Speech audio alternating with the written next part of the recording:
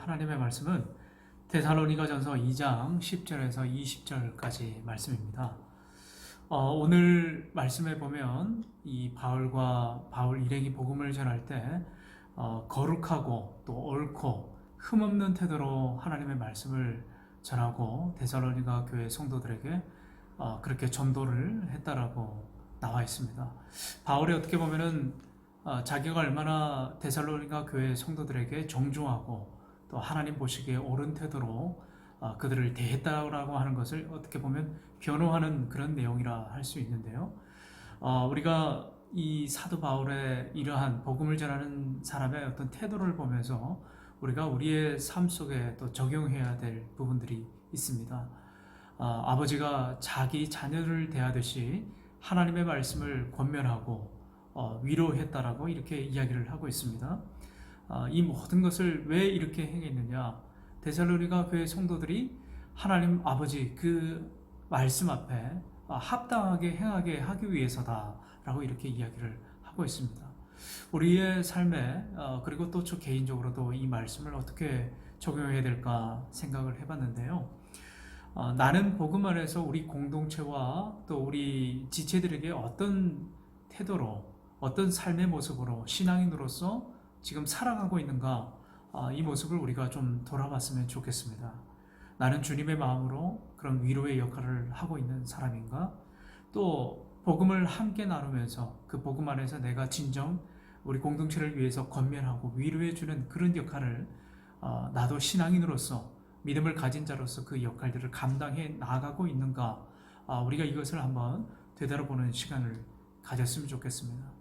오늘 바울이 그렇게 했던 것처럼 신앙인들이라면 누구나 하나님 안에서 자녀된 성도라고 한다면 우리 교회 공동체를 돌아봐야 된다고 하는 거죠.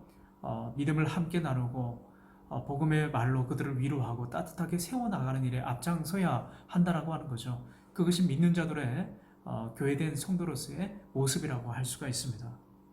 그리고 오늘 13절과 14절에 이렇게 이야기를 합니다. 이러므로 우리가 하나님께 끊임없이 감사함은 너희가 우리에게 들은 바 하나님의 말씀을 받을 때 사람의 말로 받지 아니하고 하나님의 말씀으로 받음이다 라고 이렇게 이야기하고 있습니다.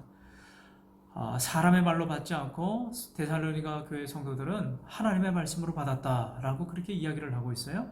그리고 14절에 형제들아 너희가 그리스도 예수 안에서 유대에 있는 하나님의 교회들을 본받은 자 되었으니 그들이 유대인들에게 고난을 받은 것 같이 너희도 동족에게서 동일한 고난을 받았느니라.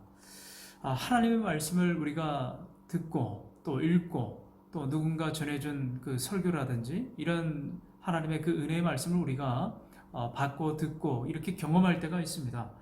근데 우리가 이 말씀을 받을 때 그 말씀이 나를 변화시키고 또 말씀의 그 권위를 인정하고 그 말씀 앞에 내가 순종해야 되겠다고 하는 그 결단이 여러분들 가운데 있는지를 한번 살펴봐셨으면 좋겠습니다.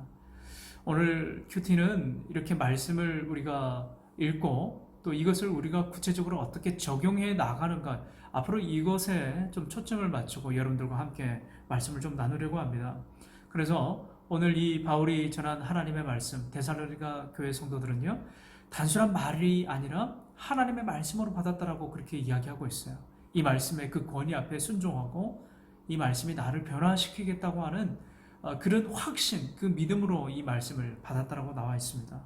당연히 그렇게 믿음으로 받을 때 삶이 변하게 되어 있습니다. 삶의 변화가 일어나게 되어 있다라고 하는 거죠. 그리고 오늘 이 고난이 올 때 나는 이 고난을 어떻게 대해야 하는가?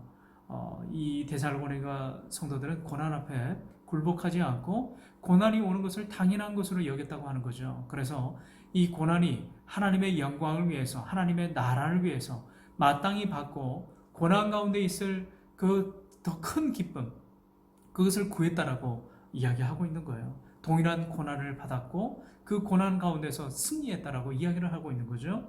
그러면서 17절에 형제들아 우리가 잠시 너희를 떠난 것은 얼굴이요 마음은 아니니 너희 얼굴 보기를 열정으로 더욱 힘썼노라. 바울과 일행이 데살로니가 교회를 급하게 이렇게 복음을 전하고 떠나게 되었습니다. 그 이후에 다시 그곳에 가려고 애를 썼지만 사정상 그렇게 갈 수가 없었습니다. 무산되었다라고 나오죠. 사탄의 방해라고 이렇게 이야기를 합니다. 사도 바울은 이런 데살로니가 교회 성도들을 그리워하고 또 그곳 가고 싶어 하는 그런 안타까운 마음, 그 애절한 사랑으로 가득 찬 마음으로 이 편지를 쓰게 되었는데요. 우리가 이 말씀을 또 어떻게 우리가 적용할 수가 있을까요? 우리의 일상에서 너무나 바쁘게 하루하루 또 한 주가 이렇게 급하게 지나가고 맙니다.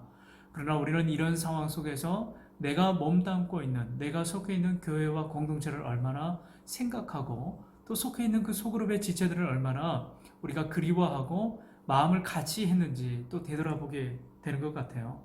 나의 바쁜 삶 가운데 우리 공동체를 향해서 마음을 쓸 그 여력이 있는지, 오늘 하나님께서는 우리의 몸된 교회, 하나님 앞에 예배드리는 그 공동체를 우리가 돌아보기를 원하고 계십니다.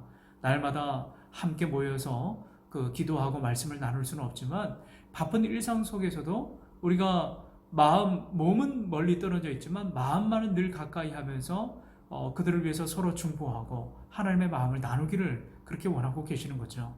오늘 큐티를 마무리하면서요, 우리는 복음 안에서 한 지체된 우리 교회와 공동체를 얼마나 돌아보고 있는지, 그리고 그들을 위해서 함께 기도하는 그 마음으로, 바울과 같은 그 마음으로 혹은 말씀을 받을 때 데살로니가 교회 성도들처럼 그렇게 받고 있는지 돌아보는 그런 은혜가 가득한 하루가 되기를 주님의 이름으로 축원합니다.